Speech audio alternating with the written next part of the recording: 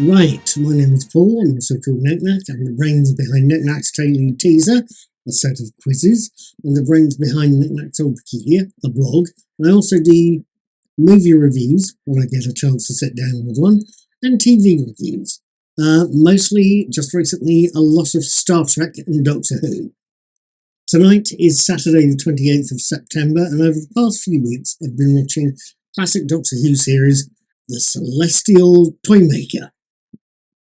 I will try and link to the playlist in this corner here, as well as to my teasers, blog, and the tip jar, if you feel generous. I would also encourage you to subscribe and hit the notification bell, because that way, when you see a teaser, or when I post a teaser to YouTube and the blog, and when I post up a review, you'll get to see those float past. If it's the kind of thing you want to watch, please hit subscribe and the notification bell. At any rate, I caught the last episode of the Celestial Toy Room. It's called The Final Test, and I wanted to share my thoughts about the episode. Episode 4 of the Celestial Toymaker, The Final Test, picks up from where the dancing floor leaves off, showing us Dodo and Stephen, Jackie Lane and Peter Purvis, realising how near the first Doctor, William Hartnell, is to finishing the Trilogic game before confronting Cyril, Peter Stevens, in one last game of hopscotch. A game that, as Cyril tells them, has spikes. If a second player lands on a first player's triangle, the first player has to go back to the start. Some triangles force you to miss a go or go back a space. If a player falls off a triangle, heading down towards the ground that's a few feet away, they get electrocuted before they hit the ground. And Cyril, as you may or may not have guessed, is just a little bit slippery. So, what did I make of the final test and the Celestial Toymaker as a whole, and the Blu-ray that both rode in on? The episode itself, the final test itself, is a fine episode, and it's a fairly good finale to the whole story.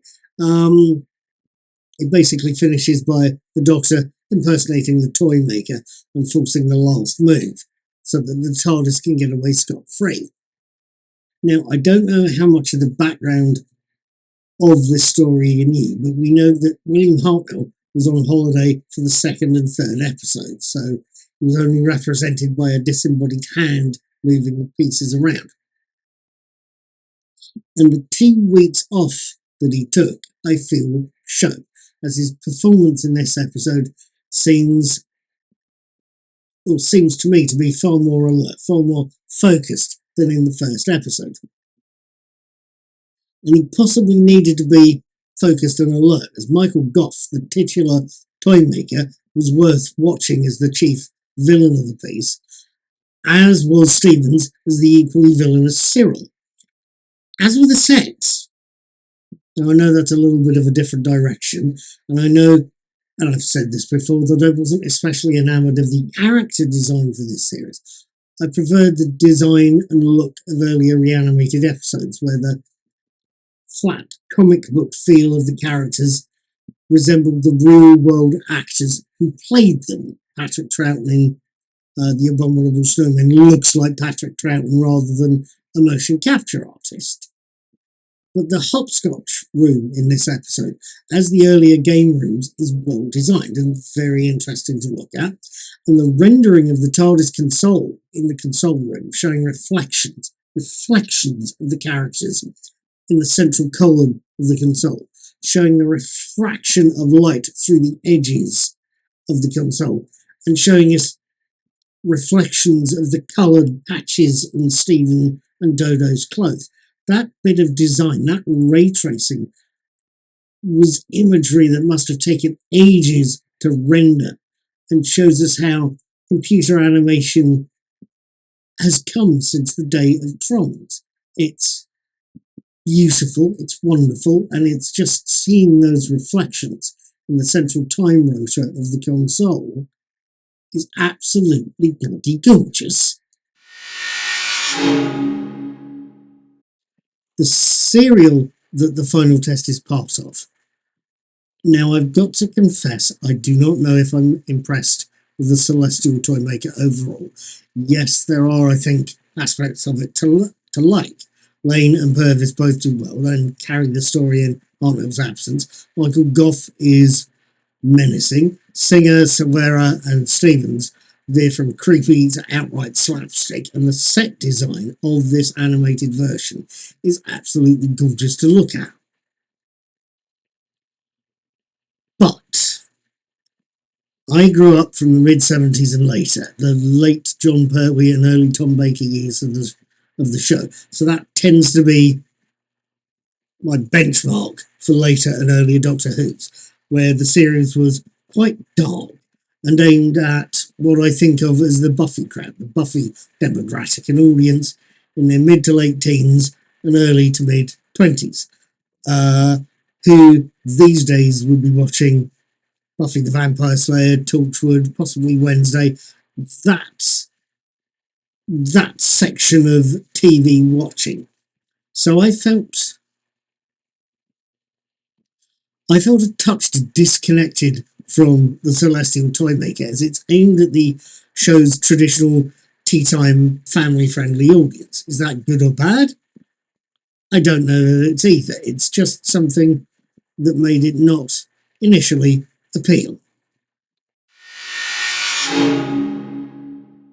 Now, just as the last point for this video, when I got hold of the Celestial Toymaker, I bought the recently released Blu-ray version of the Celestial Toymaker back in June, the cheaper version in the blue plastic box, rather than the steelbook edition, which is about 10 quid more expensive. Pros and cons to either, I would have said, but there you go, you save money if you get the blue box edition. Now, I did my usual thing of ripping and copying the contents so that I could watch the episodes through my Apple TV 4K and sell the discs to my local CEX to recoup some of the cost. There's arguments for and against that, and possibly an explanation on how to do it as well. Regardless of those arguments and discussions, I get a digital version of the story that I can watch at any time, even when or if the BBC loses the license to air the story on its iPlayer catch-up service, or indeed Amazon or iTunes do likewise. So those rips were made back in June, and as of when I've watched the episodes, I've watched the colour versions. I prefer that to the black and white versions of the Telesnap versions of the story. Now, alongside the different versions of the stories, this set also includes an interview with Carmen Silvera, a photo gallery, a mix of publicity, black and white and colour publicity stills from the filming. There's copies of the scripts as PDFs. There's a thing called Shapeshifter, a making of documentary about the animation process. There's also the final test introduction from the episode's VHS release many years ago. And there is also an episode of a thing called the Doctor Who Collection Escape Room, Team First Doctor, which is a Doctor Who themed escape room. Now that's the thing that caught my eye, that last bit, the escape room. I don't know if you've heard of escape rooms, but they're a popular-ish kind of puzzle at the moment. You and some friends are locked into a series of small rooms, interconnected rooms, and can get out only by solving a series of puzzles in each room. I enjoyed the Celestial Toymaker for all its flaws, but I found this escape room feature a joy to watch, and I look forward to the next one, which it seems is going into the Season 25 collection. As a result of seeing this one, it's interestingly fun. The team in this episode consists of Peter Purvis, Lisa Bowerman, and Maureen O'Brien. Purvis played Stephen Taylor in this episode, and he seemed very keen and gung-ho to solve the puzzle. Lisa Bowerman, who plays Bernice Summerfield in the Big Finish Doctor Who audio police, seemed very cool and very observant and very restrained. And crime writer Maureen O'Brien, who played Vicky in the show's early years.